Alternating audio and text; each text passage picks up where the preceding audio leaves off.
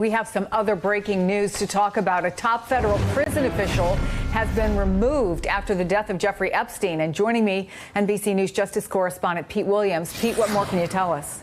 Well, this is Hugh Hurwitz, who had been the acting director of the Bureau of Prisons. Attorney General William Barr says today that he is reassigning Mr. Hurwitz to work on the Bureau of Prisons reentry program, which is a top priority now for the Justice Department. But in this statement that just came out, he says he is bringing back Kathleen Hawk Sawyer, who had been the director of the Bureau of Prisons for roughly 11 years, from 92 to 2003.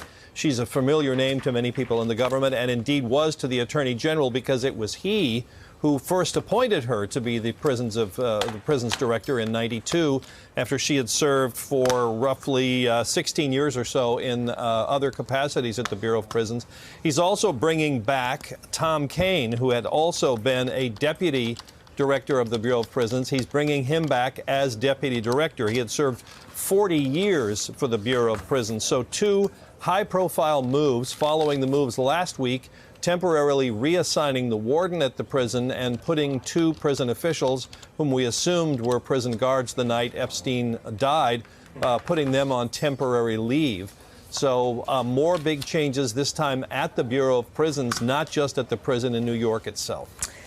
A lot of breaking news on this Monday. Thank you, Pete Williams. Hey there, I'm Chris Hayes from MSNBC. Thanks for watching MSNBC on YouTube. If you want to keep up to date with the videos we're putting out, you can click subscribe just below me, or click over on this list to see lots of other great videos.